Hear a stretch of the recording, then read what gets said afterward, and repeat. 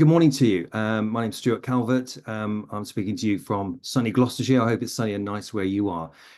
We're here this morning to discuss the recent proposed changes to employment law that I think are being read this morning or this afternoon in the King's Speech. There's a raft of changes coming through from the new Labour government.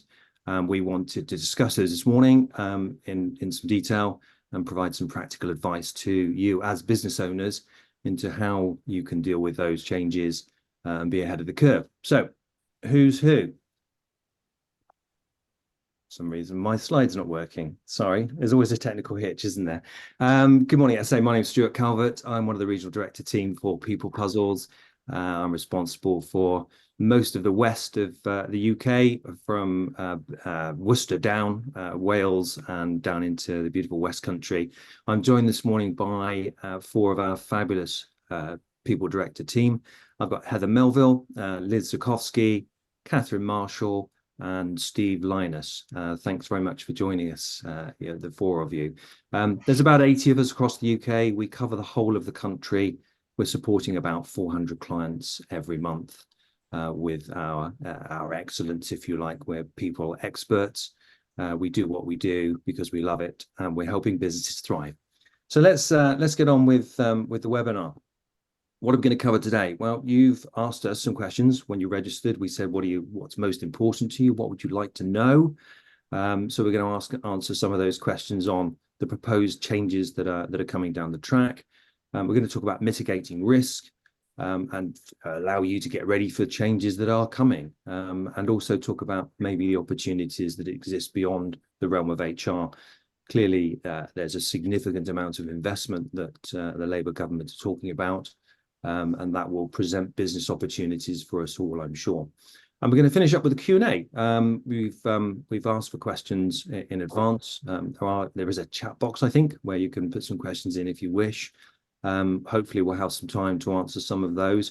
I would say if you do have a question that we don't answer during this morning's webinar, and we've got about 45 minutes, then we'll of course follow that up with you directly afterwards. So rest assured we will come back and answer those.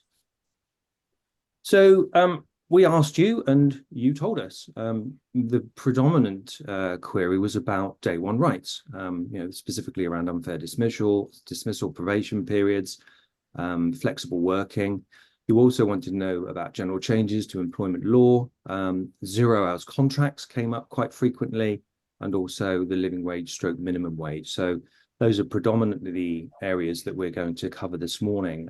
Just in a bit of a pie chart, you can see a significant proportion, over 2/3 of your queries were around day one rights. So understandably, we're going to spend a bit of time this morning talking about what those are and the practicalities of introducing that into your organisation for your employees. So I'm going to go to the panel now. Panel, thanks very much for joining us. Looking forward to the discussion this morning. How will the new day one workers' rights affect my business? If I'm a business owner, what's the kind of things I need to understand and need to be prepared for? So we've put some kind of headings here. Heather, can I come to you first, if I may? Thoughts? Yeah, thanks, Stuart, and morning, everybody. Thanks for joining us. So what strikes me about the proposals is that there's quite a lot of change, and I think that could feel quite overwhelming for business owners. But on the other hand, I also see it as an opportunity to really make sure that within your business, you're really looking at best practice and how you want to have that employment relationship with your employees. So some of the things that I see here on the screen around unfair dismissal rights or redundancy rights, what I see in the proposed legislation is quite a lot of implementation of best practice and what's the good way of actually handling some of those situations. So I see opportunity for businesses like yourselves to really get ahead of the game before that legislation even changes, to think about how you're actually managing performance or how you're preparing for some of these things. So a lot of stuff, but no need to panic is probably the message that I would say at this stage. Thank And you. just to build on that, Heather, I think as well as I have read through Labour's proposals, there is still quite a lot that is going to be consulted on. So some of these things they are not going to be rushing to implement immediately. They've set out their direction of travel, but some of that devil is in the detail and still needs to be worked through. So I think just building on what Heather said, I think there is a real opportunity to do just a lot of good practice things in the meantime to kind of ready ourselves for where are we at, where are we starting from, and doing some kind of audit, some assessment as a starting point, I think would be really good. I think I just chip in now. I think the other part that the businesses should understand is that some of these changes, as I think Heather said, reinforce good practice that is already existing, but also there are rights in businesses that exist already from day one. So this challenge to all the businesses about day one rights.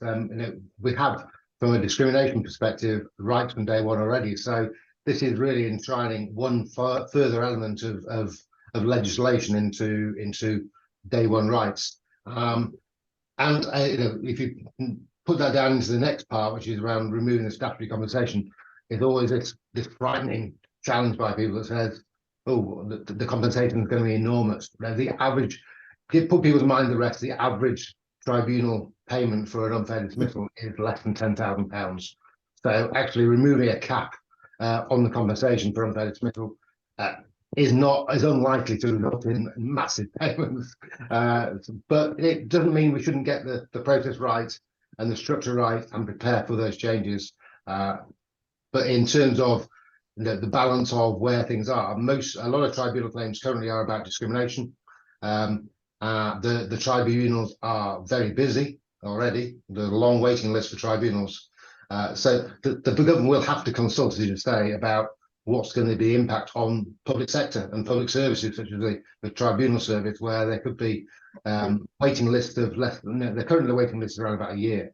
It could expand that to 1 or 2, further to 2 years. So often the scary part of facing a tribunal very quickly may be prolonged process, which all then reinforces getting our processes right to make sure that when we are ready for tribunal, if it happens, that we're in the best place to be able to defend it. Thanks, Steve. Liz, can I come to you? I'm Yes. digging into this a bit deeper. If I'm sat here running my business and I'm, a typical client for us is what, 50 to 100 employees. I'm sat there thinking, crikey, expanding unfair dismissal rights. What does that actually mean? What does that mean to me? Because that sounds quite scary. Yeah, and thanks, Stuart. I was also going to build on what other colleagues have said here, in that this is it's a great opportunity, isn't it, to involve our people, to think about how it's a forum for picking up the threads that the government will, I think, be enforcing and pushing quite hard around, ensuring people stay in work a bit longer, bringing people some consultation rights back into the fore, giving people their voice at work back. And as employers, as good employers, it will enhance our reputation, I think, if we use this opportunity when we are looking at the policies that we have, and involving people. I've been working with a client recently, and we've looked at discipline. You've mentioned disciplinary policy there in particular. So let me just work through that as an example. We took 2 or 3 months looking at the old wording. The policy hadn't been looked at for a number of years.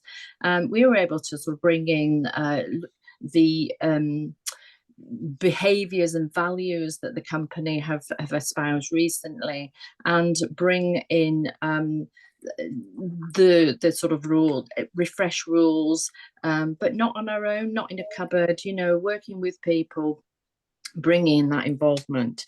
And yeah, expanding the opportunities for people to understand what the rules are, and training our managers. And so this is a great opportunity.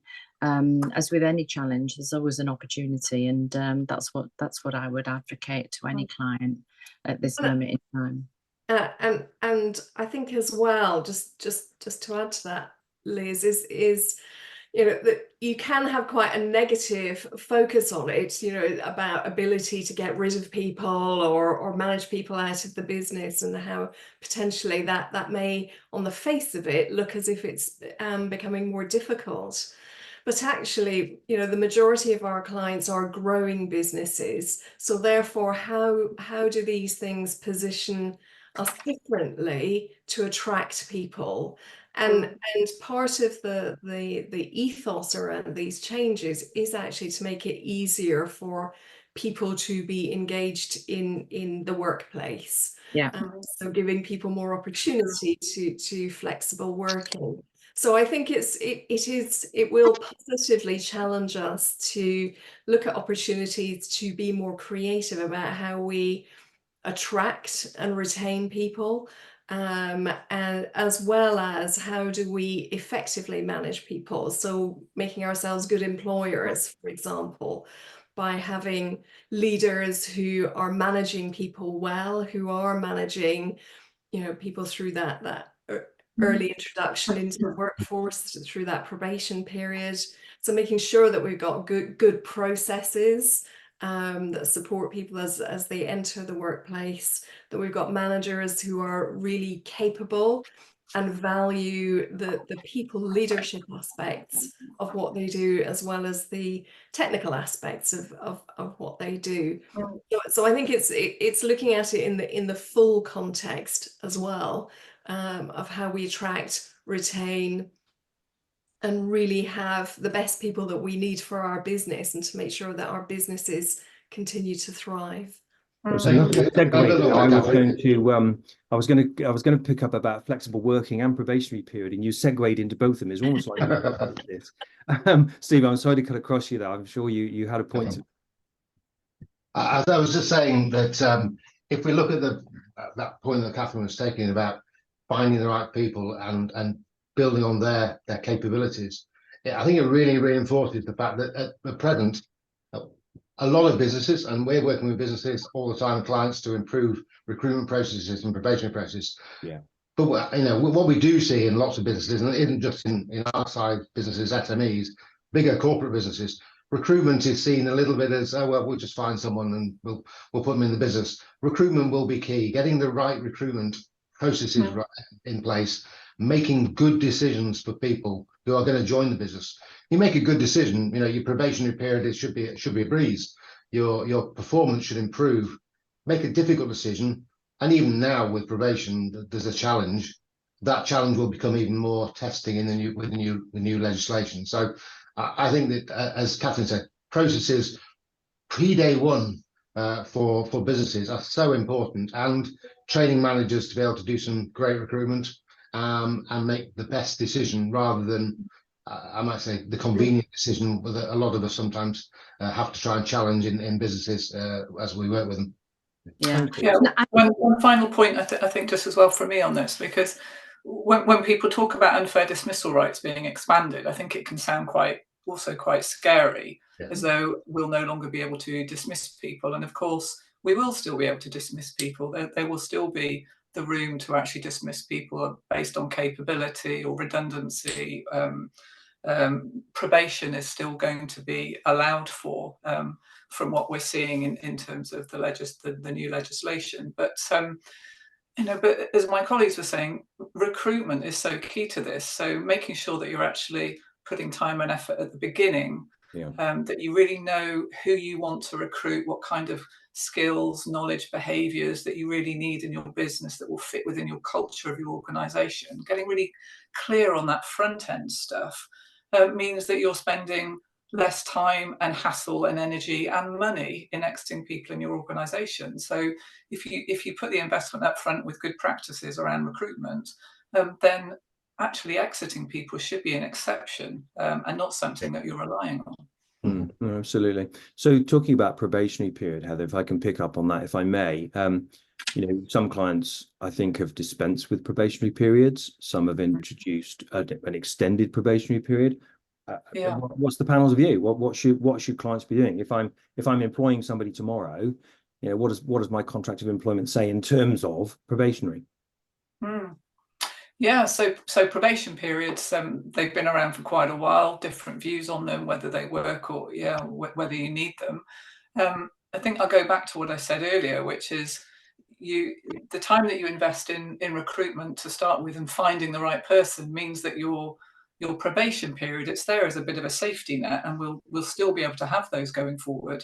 But actually, you want to be able to support people through that probation period. It's a great opportunity to check in both ways between you and the new employee to see how are things going, how are you supporting them, what more support do they need. It's great best practice, because also you're in a period of time where you've got a new employee, they're talking about their new job to their friends and their family. This is also about your brand as an employer and how you're being talked about. And people do talk about their employers. So this is about your brand reputation, which isn't just about employment. It's about what you do as an organization, your products, your services that you offer, and so on. So I think there's still scope to have probation. I don't think they're a bad thing. I think they're a great safety net.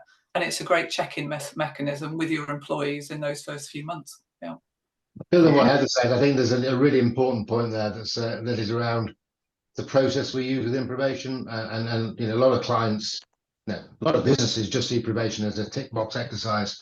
I think, as Heather said, it's going to be really powerful. That the 4 weekly, if you've got 3 month or a 6 month probation period, the 4 weekly, 12 weekly check in, setting objectives, a two-way dialogue with people to help them understand where they are, what they can do to improve, is really important. It is now.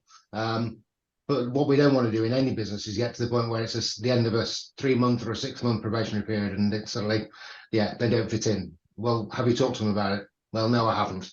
And that's where we work a lot with clients to get good probation processes in place to help them support new employees, as Heather said, to promote the brand of the business and also to become a good employer. Yeah. Absolutely, because it's worth remembering that at the end of every process, there is a person, isn't there, or people that are impacted. Can I just make one more final point going back to recruitment and in reviewing process and policy and decisions and hiring quality? Also an opportunity to look at efficiency and to look at the workflow and the steps in the process and what tools we're using, etc. And is there does a client have a HR system that perhaps when not all the modules have been switched on or not properly perhaps used, and it's again an opportunity to review current practice in terms of the technology that's there to support. Fabulous, thank you. So I'm hearing hire right. Yeah, I think that's been a mantra for a long time. Make sure you get the right person in the right seat. In terms of probation, what if I'm starting a recruitment process now, what should I be looking at? Should I be extending my probationary period? Would that be your advice? Catherine, thoughts?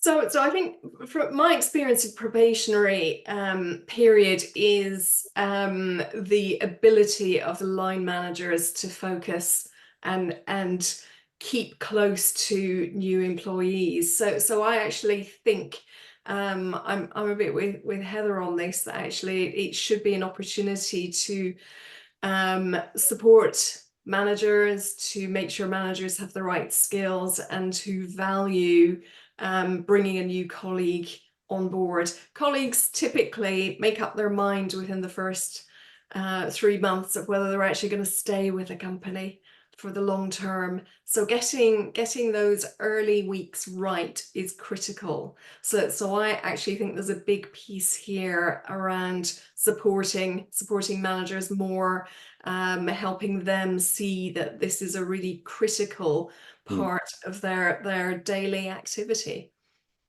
So absolutely then, having some sort of robust induction process during the probationary period.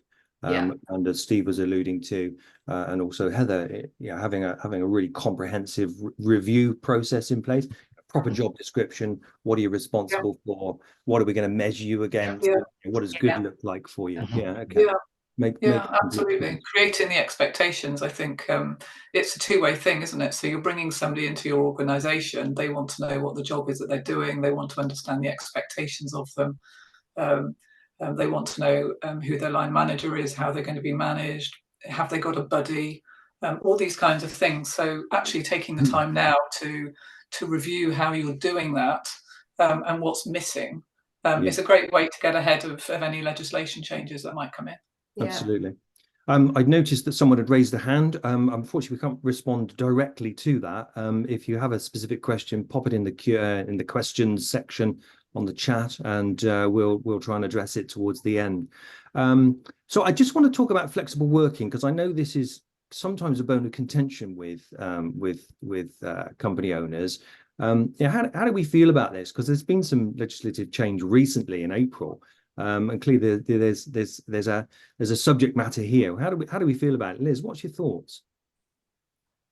Sorry, Stuart, could you I just was reading something on the chat about, could you repeat that for me? Yeah, I was just saying about flexible working. Flexible working, yes, of course. Well, it's been a bit of bone of contention. How do we address this? Yeah, okay. So it is difficult, isn't it? So again, it could be something that we fear, but of course flexible working in its various guises has been around quite some time. I would imagine that the Labour government manifesto, well, I know that Labour government manifesto wants to ensure that again we employers keep people in work and have regard to their well-being, etc. We've known through the period that we've worked through recently through COVID, etc., just how possible it is and how feasible it is to have flexible working, and I don't think that theme will go away. And of course, in a very competitive environment, people are more likely to look elsewhere if we can't accommodate the flexibility that people need, in this day and age, and just how pressured people all are. We also need to remember that I think coming through, the largest chunk of our employees, future employees, are belong to Generation Z, don't they? Born in the 1990s to 2010, and they're looking for something different. So we've all come across those sorts of challenges. So it's here to stay. Some of it will be legislated, but again, it'll be a mark of a really good employer. If we can think ahead and to take. Obviously, we need a commercial background too. Does it work for everybody? Perhaps it doesn't. If we're in a service environment and we have to be present. But then there could be something, that can suit everybody. Again, taking consultation on board, speaking to our people, and consulting with them around any changes. Cool. Thank you. Heather, thoughts on that? Before I answer that question, can I just come back to probation? Because I see there's a couple of questions in the Q&A asking what probation is. So probation is usually in people's employment contracts. It can be something between 3 months and 6 months, and I suppose it's an opportunity. You're kind of testing out the fit of the new employee into your organisation. So you would have check-ins with them to see how they're doing, and ultimately, if things aren't working, then somebody hasn't then passed their probation, and then they would leave the organisation. Ideally, you've recruited the right people and they're going to sail through organisation with your support. So I just wanted to address that point. Thank you. But coming back to flexible working, flexible working's been around for quite a while in different guises. But I think it also necessitates a little bit of a change in mindset for us as employers. I think the needs of society have been changing. We look at how the world of work was before COVID and since COVID. So you see more demand perhaps for flexible working, for job sharing, for part-time working, and for people to be able to flex based on different periods in their lifestyle.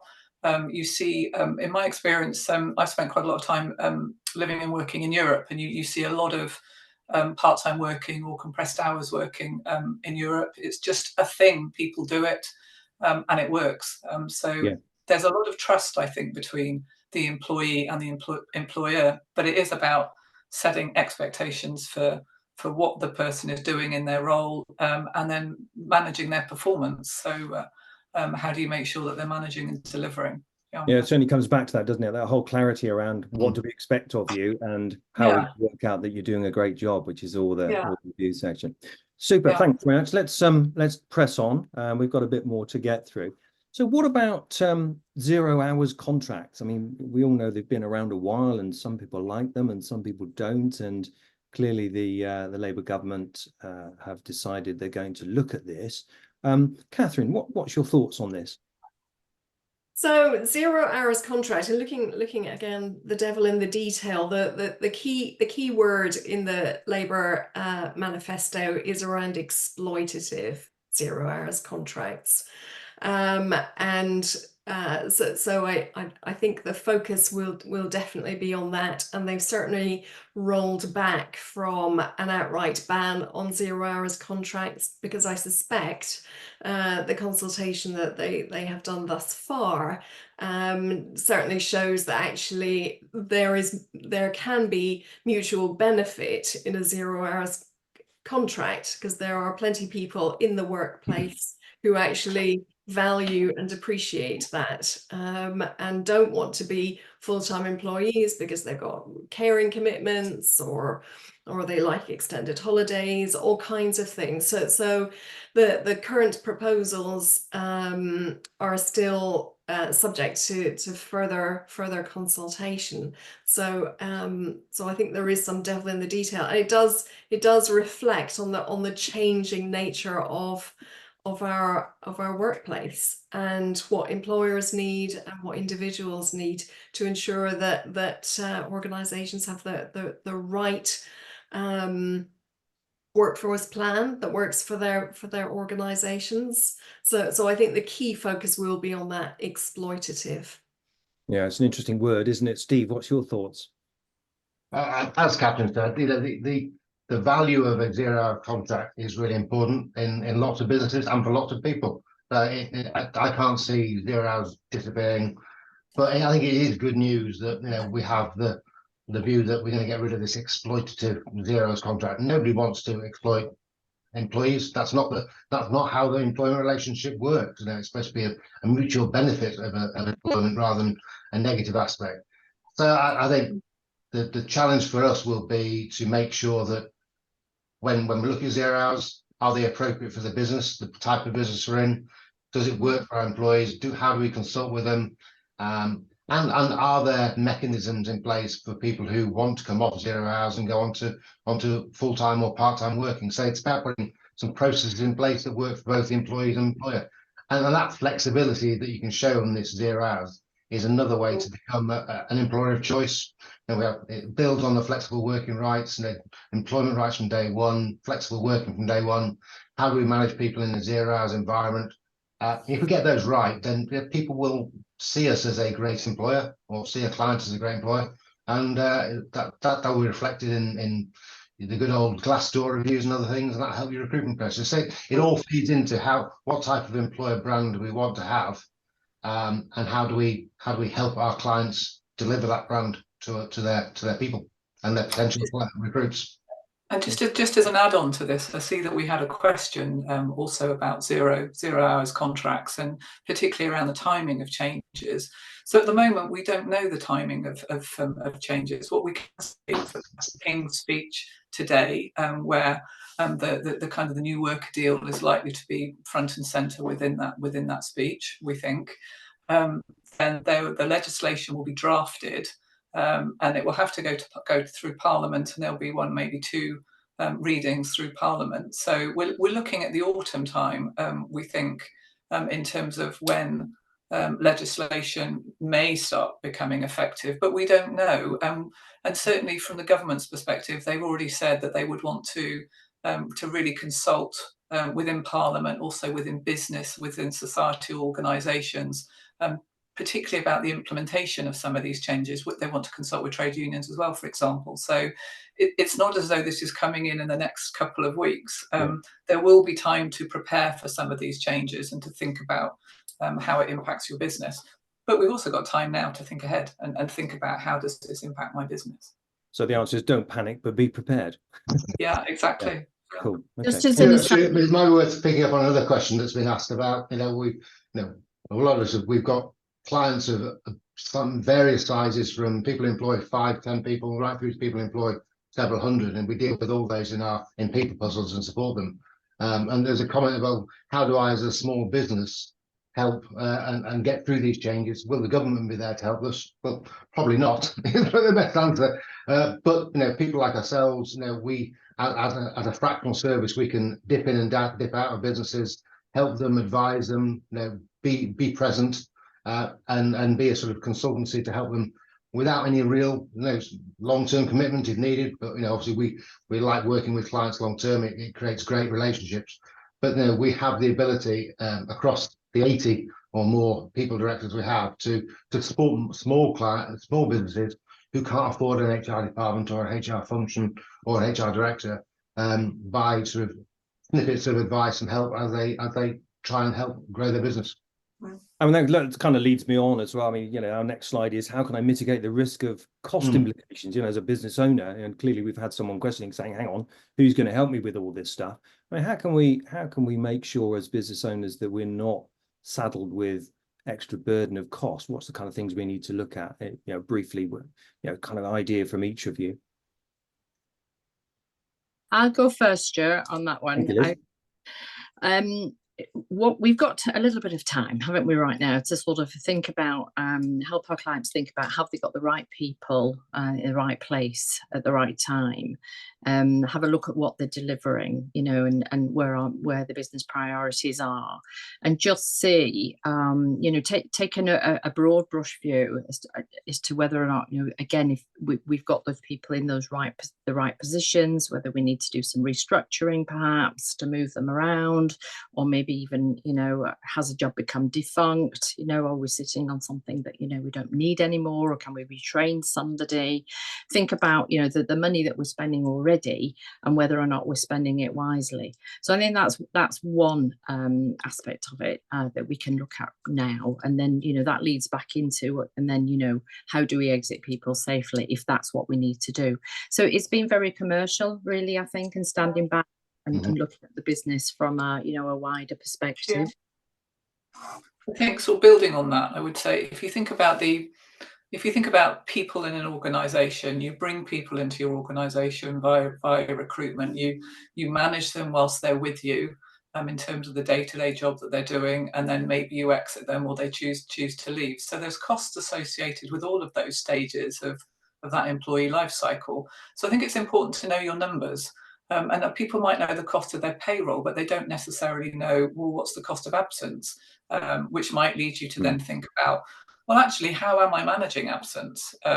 It doesn't necessarily help you to payroll costs to understand what your demographics are, or what's going on in the world with pay increases, and how that might impact your organisation and the costs that might be coming to you in the future. So we've heard talk about potential rates of pay being increased and the national minimum wage being increased. Well, know your numbers about what your pay rates are at the moment, and then think about some of these other things that Liz was saying about, well, how are you organised, and have you got the right people in the right jobs, and is there a way to automate something instead, or do something differently?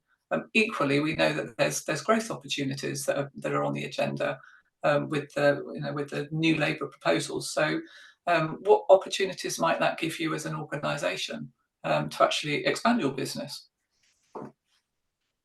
Yeah, productivity's been high on the agenda for some time. Catherine, what's your view around how we can kind of help, hopefully, increase productivity to offset some potential costs in an organisation? So I think an element of that is what is the profile of the workforce, and I'm thinking about that from a workforce plan point of view. How do you continue to grow the business, grow it through becoming more efficient and effective, but also grow it in terms of capacity and capability through acquiring new people and different ways to do that. So I think taking the opportunity that these changes present to really just think about your workforce plan. Who are your core workers? Who are the people that actually you want to have on permanent contracts? Who are the people that actually can be flexible, who are a flexible pool, and what might that look like? Could that be 0 hours? Could it be self-employed? So really thinking at more of a strategic business perspective around how you want your workforce to be constructed. And then thinking about from a productivity point of view is leveraging some of these opportunities around flexible working. Do you need everybody to be in the office all the time, for example? Is that adding cost, or is it detracting from cost? So I think just a more strategic approach I think would be good. And back to Heather's point, knowing your numbers, what's your demographic of your business? What's your age profile? Who's coming in and who's leaving the workforce, that you can expect, thinking about turnover, all those kinds of things. I'm conscious of time, and we've got a little bit to go through, and we've kind of answered this already. But Steve, do I, as a business owner, what do I need to do? We've already said don't panic, but what do I need to do right now? Are there things that I can be doing? We've listed a few here. I think so. As you said, don't panic. The legislation, 100 days, it could be 200 days by the time it's implemented, it could be 100. We don't know. But any business should always be looking at their people, doing an employee audit, understanding who they've got, who's performing well, who's not performing well. Is the structure right for the business already? Are there changes we want to make in the next few months that will require redundancies or change in structure or people? And making those decisions commercially relatively quickly, before, particularly if they've got challenging issues to deal with before the new rights come in. So being commercial, but fair to people, and taking some maybe taking some tough decisions with support that some people may or may not be in the right position. But then also getting that preparation really around what are the policies and processes we're going to put in place from the time these new laws come into life. So what's our recruitment process? What's our probation process? What's our induction process? How do we performance manage people more effectively if they're not meeting the requirements, the numbers that we're wanting to deliver? And understanding the costs. One thing I've focused on a lot in today is about recruitment, but the cost of bad recruitment is high turnover, and the cost of high turnover is low productivity, and gaps in workforce and the cost to re-recruit. So from a commercial perspective, which is where we all come from rather than just a HR perspective, recruitment, getting the right processes in place is a productivity issue for all our businesses. And Heather, we've listed some practical advice here. I mean, just kind of picking up on a couple of those points. What kind of stands out to you as in your role as a people director, chief people officer? How do you feel about some of these, and what's your advice? Yeah, I think when you think about change, I mean, change brings an opportunity, and I think there's always things that you can do now proactively and to get ahead of the game, and then there's things that we will all need to react to once we know more about timings and legislation. So we can't do anything particularly about what's the new minimum wage going to be, because we don't know, but we can get our base level of information ready.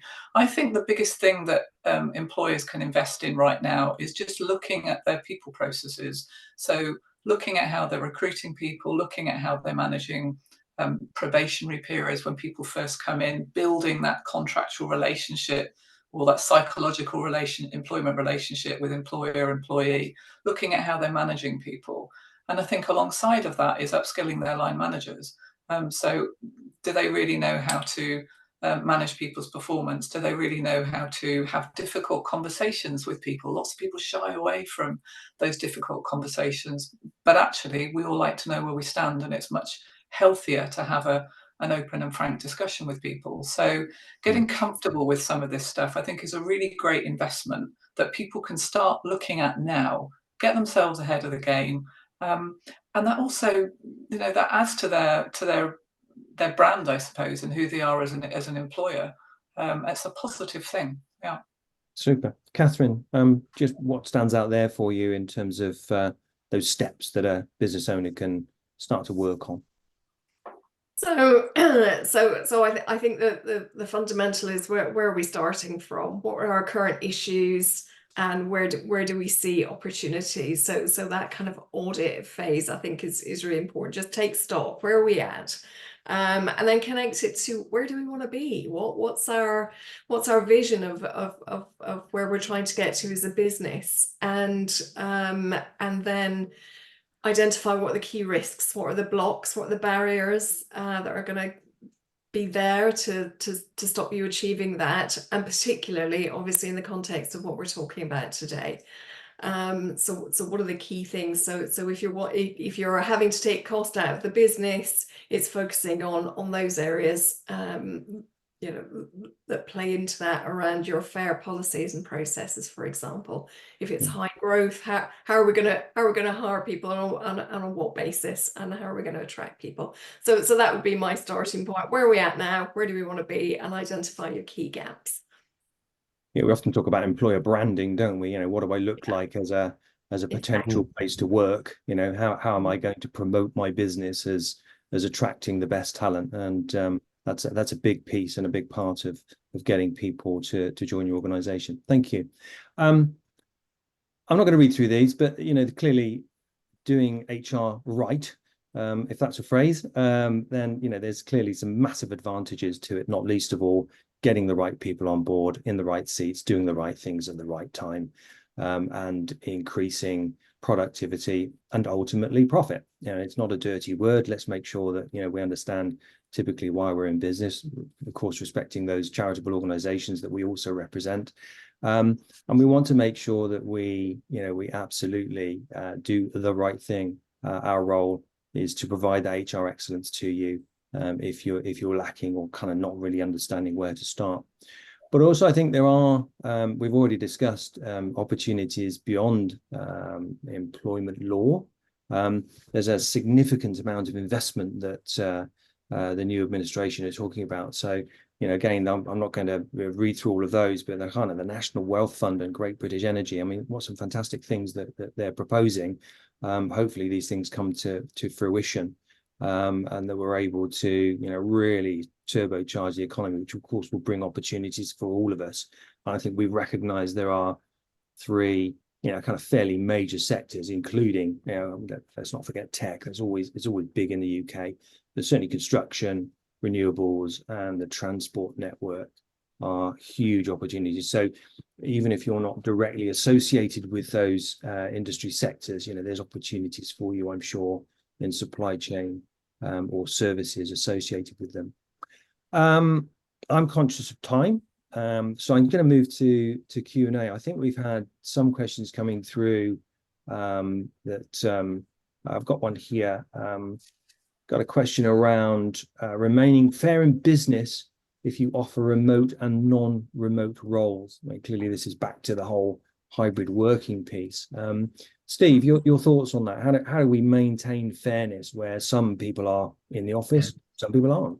It's a very difficult concept for employers to grasp and get right, because at the end of the day, the reasons why you can turn down flexible working are quite prescribed as business reasons. And I think depends really on what the legislation is going to deliver and what the changes are, whether they're going to change those business reasons, whether they're going to reinforce or any more, whether they're going to dilute them. But the business has to look at what it needs to do in terms of its operations. If you're manufacturing, you can't have people working from home on the shop floor. But does that mean that your marketing manager or your HR manager or your finance manager can't maybe work 1 or 2 days from home? They have to be realistic. And again, I think it was Catherine who made a really important point about this, and Liz, about the generation that we're recruiting. They're looking at and demanding more flexible working, and you know, we as businesses, as HR professionals, we'd be failing in our duty if we didn't offer some type of flexibility if we're wanting to recruit great people. So it's a real challenge, and I think what we need to do is not panic as ever, but wait for the further details on the legislation to see whether it's diluted, strengthened, or whatever in terms of its vision.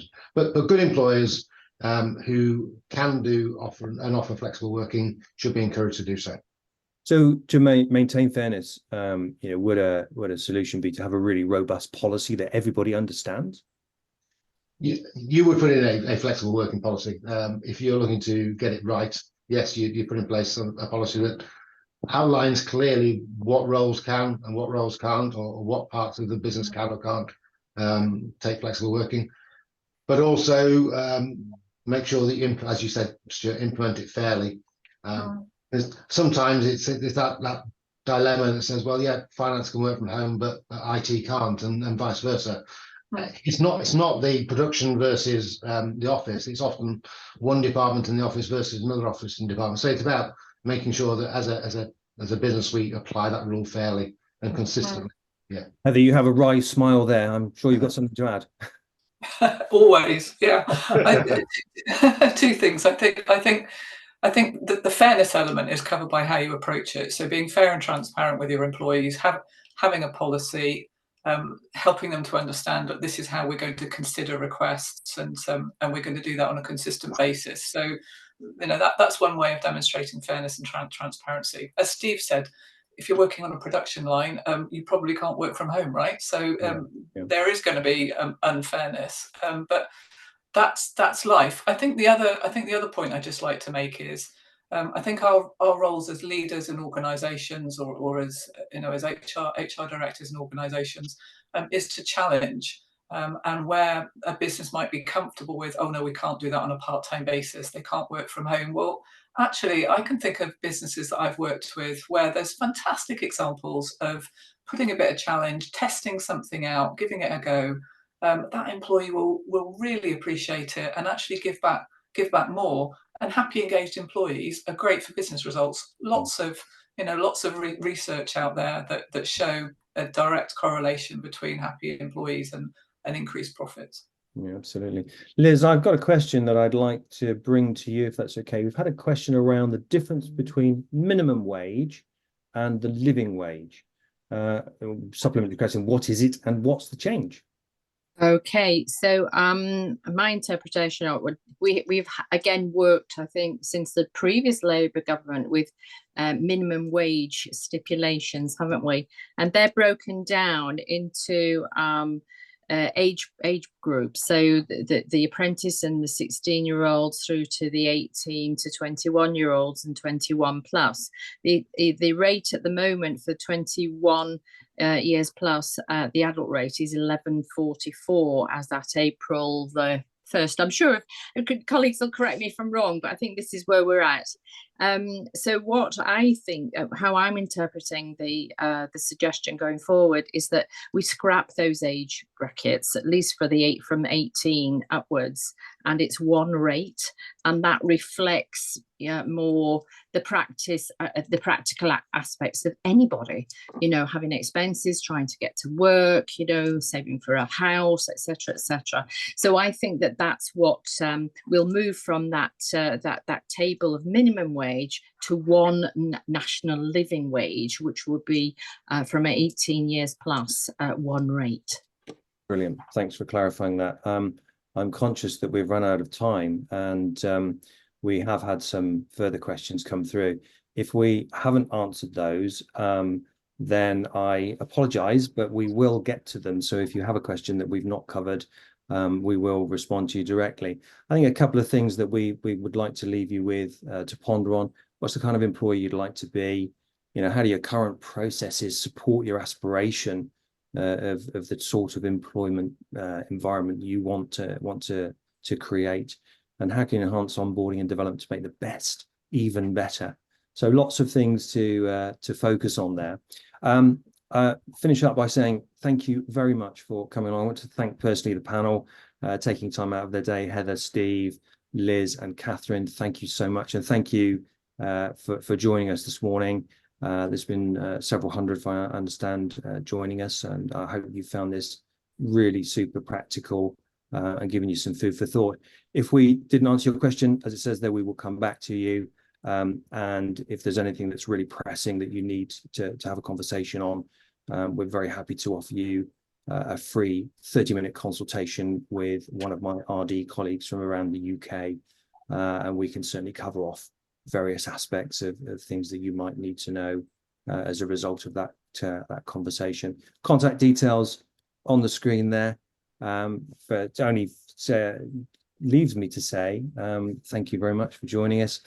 I'm Stuart Calvert, and we're People Puzzles. Thank you.